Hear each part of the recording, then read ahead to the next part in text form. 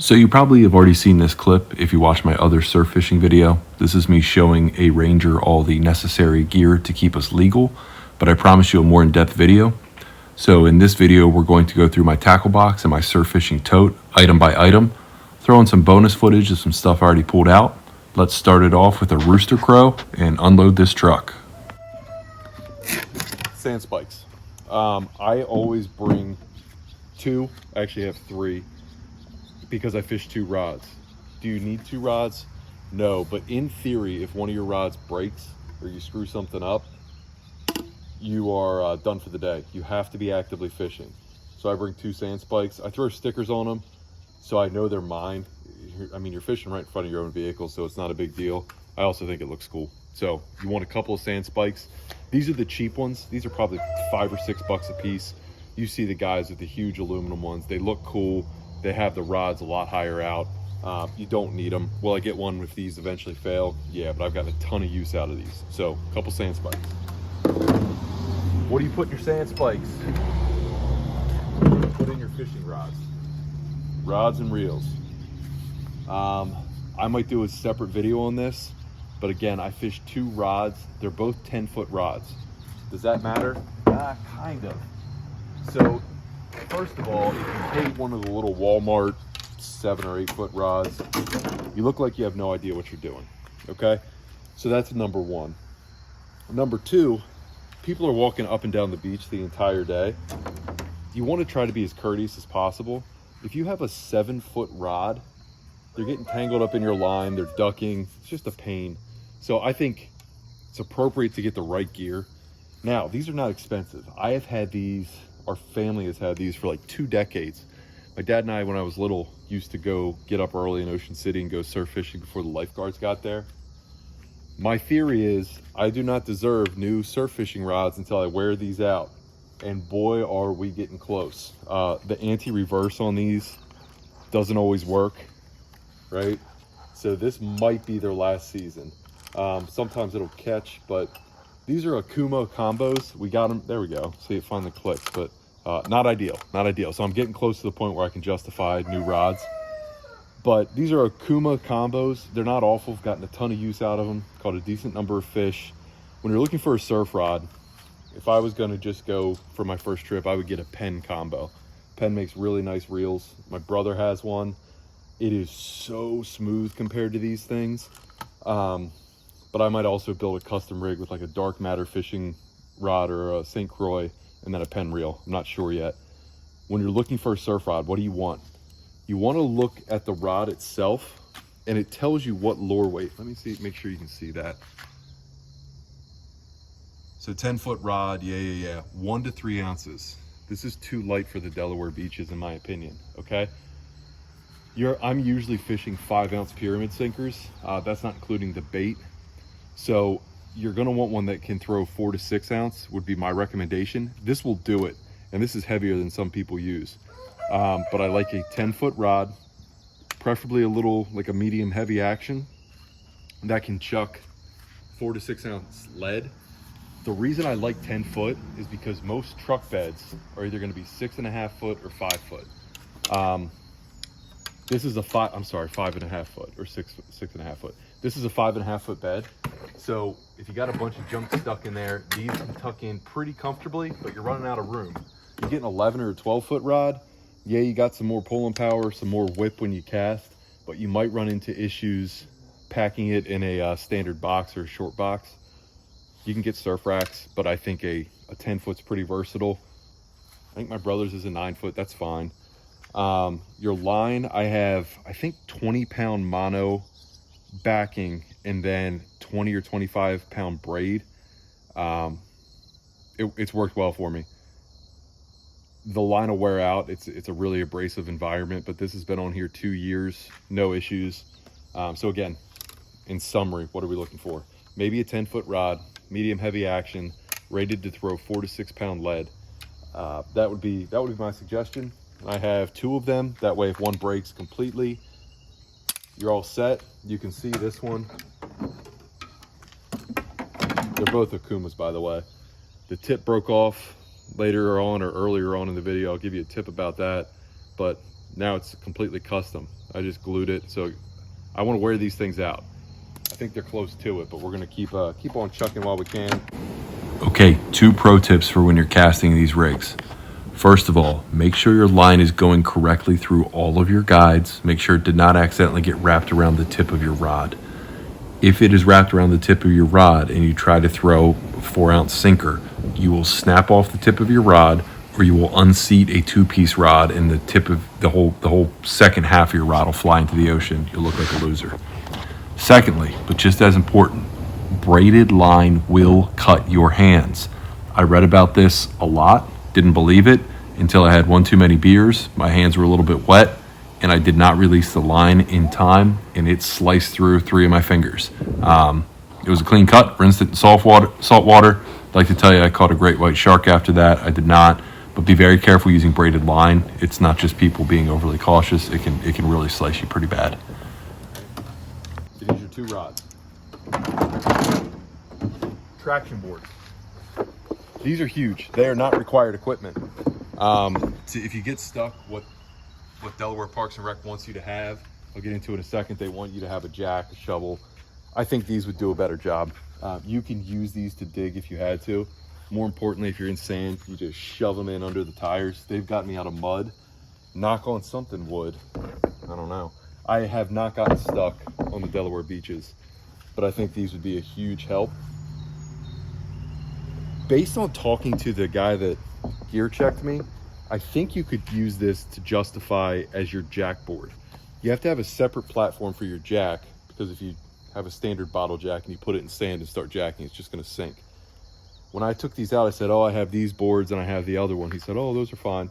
So I think this could count as your jack board, but you have to take all the equipment they tell you to take so you pass your gear check. But I think if I actually got stuck, this is what I would use. These are off-brand too. They're not Max Tracks. Max Tracks are 3 or 4 times the price of these. These have worked fine. You can see they're getting a little bit of sun damage on them, a little bit faded, and I do keep them indoors all the time. So that's just from, actually being on the beach. Would I replace them with Max Tracks? Maybe, but I can probably buy 4 sets of these. So don't know. Back here, this is wife's soccer stuff. This is the first aid kit that we'll put back in there in case some of her girls get hurt.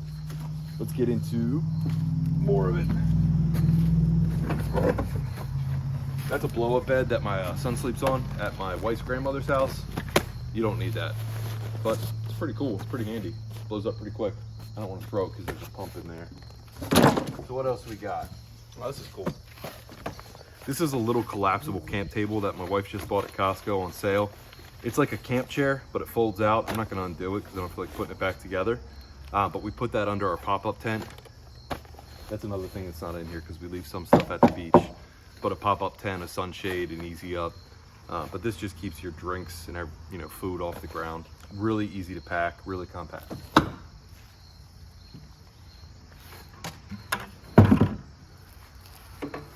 I'm gonna try to get all this stuff out of here because the camera's leaning up against the truck, so every time I move, it shakes. I don't want you guys to get nauseous. So we'll try to avoid. Let's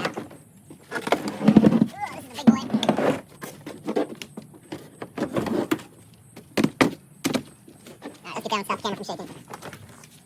Sorry about that. To this, you might say, you sissy, you don't need a portable toilet. This thing is awesome. Super cheap. It's top rated on Amazon. We don't leave it up. Some people, as soon as they get to the beach, they pop up their portable toilet and leave it next to their truck, tethered in the sand all day. We just use this if somebody has to go. Normally, you're just gonna go in the water, right? But sometimes, if it's choppy or you have to pee so bad and you don't feel like it, this is amazing. You couple this with this.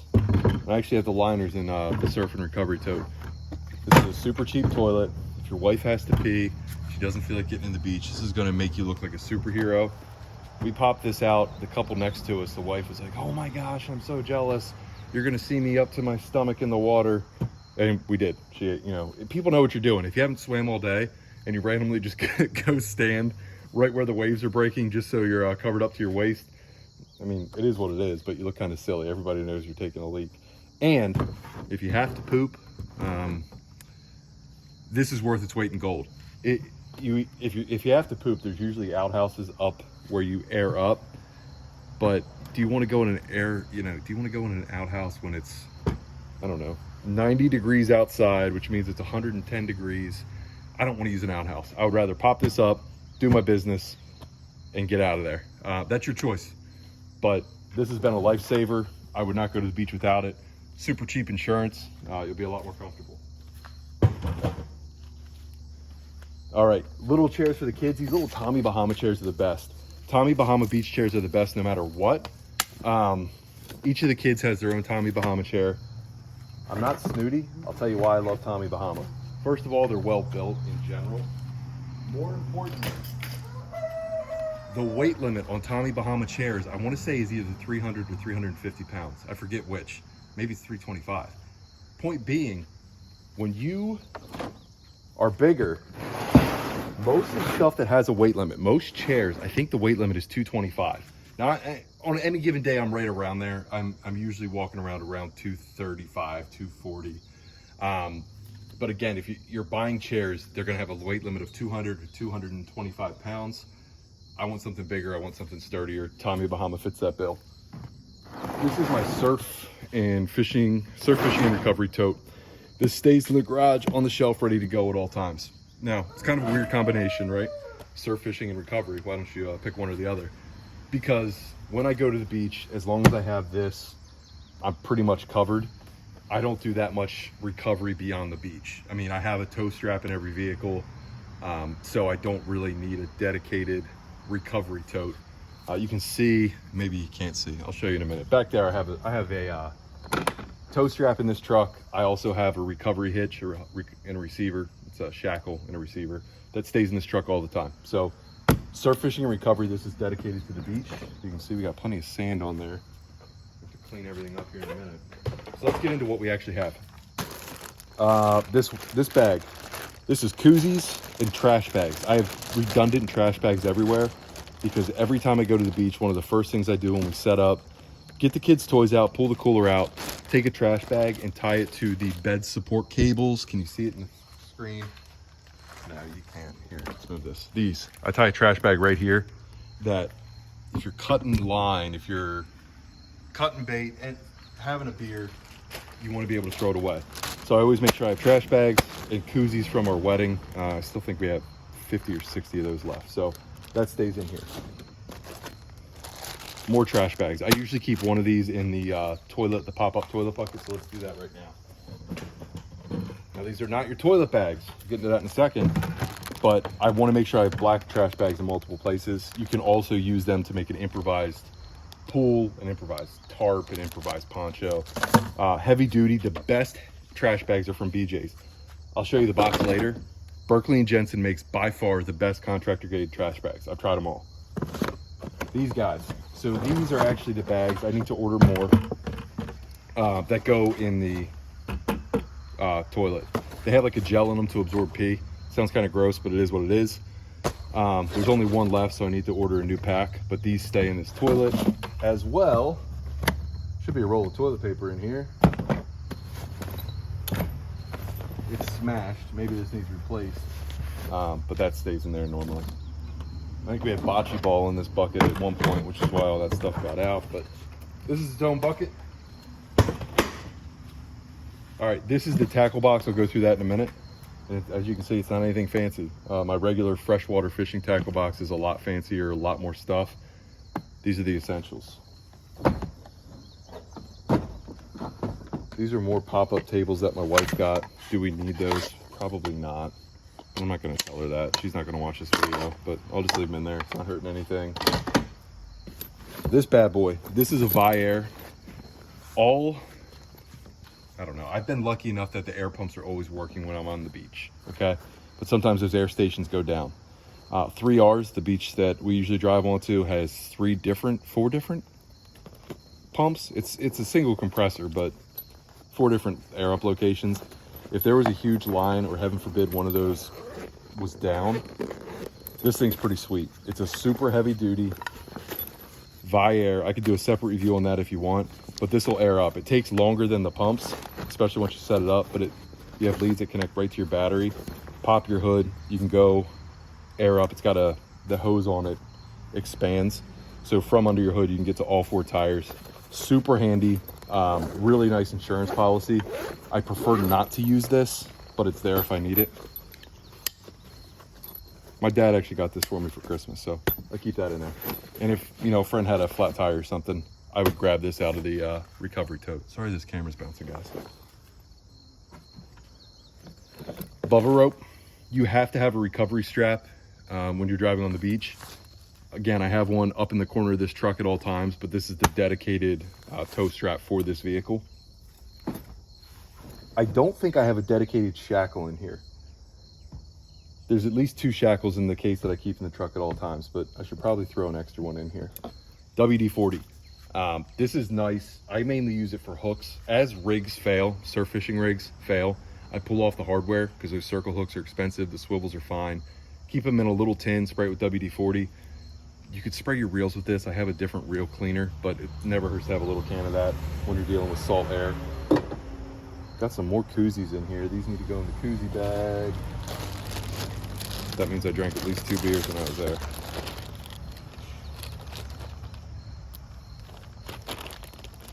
All right. Rags.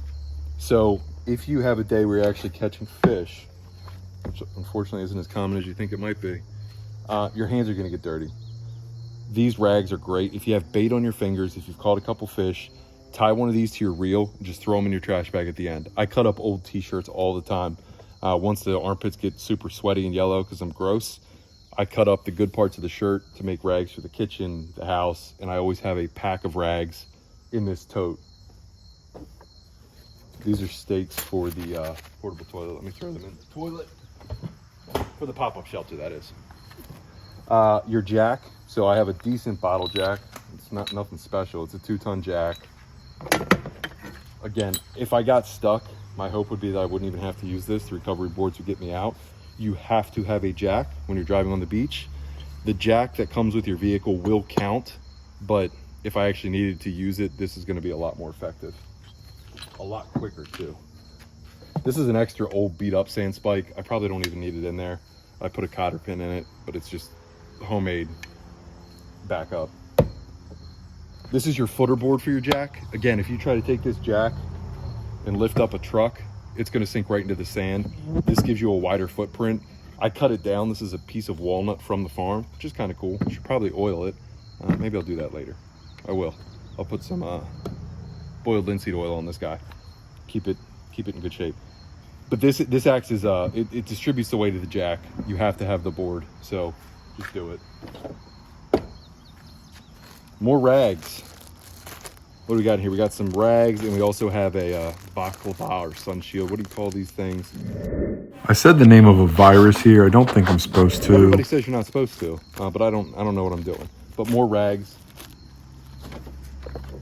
This is pretty cool. It's just common fish you're gonna catch. My brother got this for me. It also has, it's a 2023, so I guess I have to buy it every year. Helps you identify stuff. Tells you the limits if they're posted. On this spot somewhere, I know spots on here that doesn't have it listed. It says you have to refer to the electronic version, but that's really handy for quick identification if you pull something in that you don't recognize. A shovel. You have to have a shovel. This is a super cheap one, probably rusted shut, but it'll get the job done and it passes the gear check. I should probably get a bigger shovel to dig big holes, build sand castles, but this passes and it fits in the tote.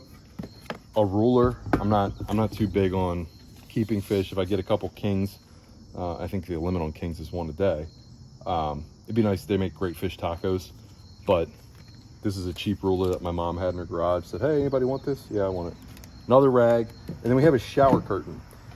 If you have to work in the sand, my theory, it's actually not for the sand, but if you have to go help a buddy, like if I grab my recovery tote because a buddy's stuck and the ground's all dirty or it's hot, you can lay this down basically to protect your work area, make it a little more comfortable. I've never had to use it, but it just keeps stuff from rattling, sits right in there, no big deal. So that's it. That is the surf fishing tote. Let's go ahead and pull the tackle box. The tackle box also lives in here. I got it stacked in there so everything fits.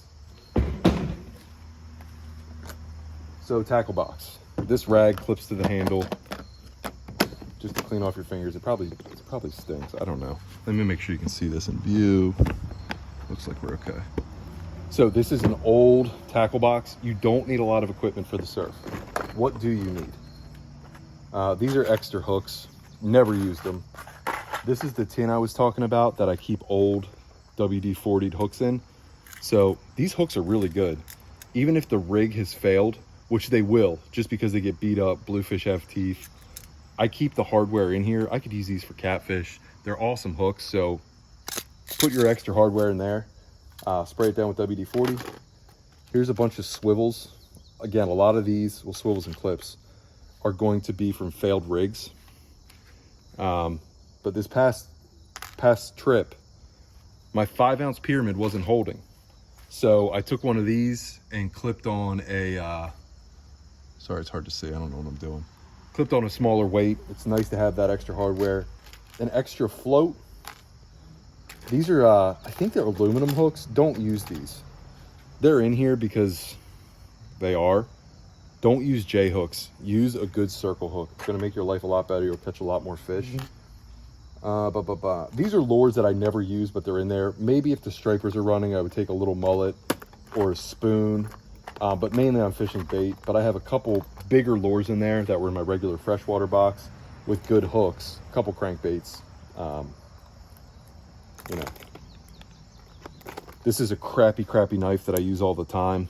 It's got some wobble in it. This is one I don't care if it gets rusty. It's starting to get rust in there. I spray it down quite often. I try to keep it a little bit sharp. It's great for cutting line, cutting bait if you had to. Oh, I also have a little fillet knife that was in the kitchen. I was cleaning it off to cut bait if you want to. Leatherman is crucial. This is great, especially if you get horseshoe crabs or something you don't want to stick your hands in its mouth. It's great to keep a Leatherman. I need a pair of forceps. My brother has military grade stainless forceps. Those are helpful too, but a Leatherman will do the job. This is some jig heads in here for soft plastics. I keep a bag of soft plastics in there. Again, I never use them. Those are a couple jigs. And then this is used rigs. As you can see, this rig is kind of beat up. So fish will actually hit the floats on these rigs. This is still a usable rig. It's not wore out. It's starting to go there, but I would fish this again. So my used rigs, I keep up here. The best rigs I'll show you are DS custom tackle. That's what you want to fish. Don't buy it from anywhere else. This is another used rig with a bigger, oh, this is important when we get into rigs. You want a bigger rig, probably a striper rig. I forget what they call this. But this is for, you know, if I catch a spot, I'll hook the spot through here. I think there's going to be that in this video. And this is to fish bigger live bait. This is going to catch little fish. Once you catch a little fish, switch out your rig and fish them as bait. So this is a used rig. Again, I need to get a couple more of these. I have the locator rigs, but I need more big rigs. This is what keeps you going. Fish bites are the best possible bait you can use. I love digging sand fleas, and I always do. You can't always catch ample sand fleas, or you'll catch them that are like that big that aren't going to stay on a hook. No matter what, have some of these in your box. That way, if you get checked, or even if the fishing's awful and you don't feel like constantly rehooking sand fleas or checking it, you put these on. They're going to last hours. So keep stocking fish bites. A couple different colors, because each different color is a different scent. But these are my open packs. This is my unopened packs, fish bites. There's a couple soft plastics in here. I've tried the Berkeley Gulp. Berkeley Gulp is fish bites are better. So get a bunch of fish bites, come in a bunch of different sizes, shapes, colors, smells. That should be your primary bait. I don't like dealing with cut bait. It's messy, but people have a lot of success with that. These are other pieces of rigs. The top and bottoms are what I use most, but these are extra floats. So if a bluefish chews off your float, you can actually clip on just a regular freshwater tiny little bobber to get that bait up off the bottom of the ocean. Your lead. I need to sort this out. I need to order more. What you want are pyramid sinkers. They're called Sputniks. Sputniks have wire arms on them that get tangled up in the sand, so they hold even better. I like using 5-ounce pyramid sinkers. 4 ounces will hold most of the time. 5 ounces will hold almost all of the time. Every once in a while you'll need a 6 ounce. So I need to order some 5 and 6 ounce. These guys, they get pushed around too much. They just don't bite into the sand. These guys get pushed around a ton. So this is a 5 ounce. I think I have a 6 ounce one of these. Maybe they're both 5s. These get battered. They're worthless. I need to melt these down or try to sell them. I love pyramid sinkers. I think that's the way to go. What I was talking about when my 5 ounce wasn't holding, or my 4 ounce, I forget which, put this on the end of the top and bottom rig, put on a swivel and clipped it so I had a little bit additional weight, another 3/4 ounce. But if I were you, I would if you were starting from scratch, buy 4, 5, and 6 ounce pyramid sinkers and have plenty of them. These are my rigs. I'll get to that in 1 second. This is a bandana. I guess it's another rag that I keep in there. I've never opened it. I don't know why it's in there. It's not hurting anything. These are some striper jigs. I've never caught a striper from the surf, but a lot of people do. I probably go when it's too warm because I am a fair weather fisherman. Your rigs. You want DS custom tackle for multiple reasons. First of all, oh, here's another live bait rig. What do they call this? Striper bass, just a targeting rig. Okay. Rich runs DS custom tackle. This is a sweet rig too. You actually thread that wire through the fish. It has a chaser hook on it. You can put live bait on that, or full little mullet. These are the rigs I use most often. Where are they? These guys. That's your best rig. Top and bottom rig for croaker, kingfish, and spot with circle hooks. The circle hooks are important. That's going to basically automatically hook versus J hooks. Stuff's just going to steal your bait.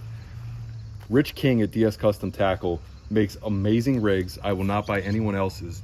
He also runs Delaware Surf Fishing, a Facebook group with about 10,000 times more information this video is going to have. That's all you need, and this is probably an excess. If it was your first beach trip, I would get a couple of Rich's DS Custom Tackle top and bottom rigs, a 5 ounce pyramid sinker, a pack of fish bites. You're off to the races, guys. This tackle box has served me well. It's not excessive. It's just what you need. It's not cumbersome. I need to sub out some stuff, but it's pretty good. All right, that is pretty much the truck loadout. So in addition to what was in that truck, this is actually a little video from the beach before we took out some of the stuff that stays at the beach. We were lucky enough that my grandmother-in-law, my wife's grandmother, lives down in Bethany. So we leave a lot of the stuff here. So those chairs, they stay here. The trash bag, that's what I told you I tie onto the cable support. That yellow bag, really sweet bag, by the way. Yeti bag, it's expensive, but it is super, super tough. My wife packs that. That has sunscreen, snacks, everything like that. That bag for your toys. Put your kids' toys in a mesh bag. That way you can shake out the sand. You can also rinse it out without pulling all the toys out. Super handy. The cooler we had already unloaded. That comes back with us. Get into that in a second. But that's pretty much the rest of the gear that we had already taken out by the time I did the video. All right, cooler pro tip. All your drinks go in the bottom so they sit in the melted slush water. You got your beer, water, juice for the kids, mayo, mustard. Then this creates a shelf. Throw in some Uncrustables for the kids and keep their stuff over to the side. Cut this entire pack of rolls down the middle. Put in meat and cheese. You have sandwiches. Then you have your mayo back there, spicy mayo. There's mustard buried in there. But again, they sort of sit on the shelf. You throw in grapes. Get them settled in. There's enough drinks in there to last a long weekend. Refresh the food every day. Then when you set up, pull this whole thing out, have it overhang the tailgate, and you use this for fresh water, ice cold water, to rinse off sand, wash your hands after you catch a fish, etc. Really like the 65 quart cooler. Fully loaded, a guy can get that into the truck themselves. Any bigger, you're gonna almost need 2 guys. Any smaller, you don't have enough room for a whole weekend. All right, guys, this is the place, Banks Liquor Store. If you need ice, you get twice as much ice. It's $3 for 20 pounds. Should keep you for a weekend if your cooler is pre-chilled. And it's also made fresh, so it's not sitting in an ice chest stale. I mean, I guess in the summer that's not an issue, but we're gonna say give us 20 pounds for $3.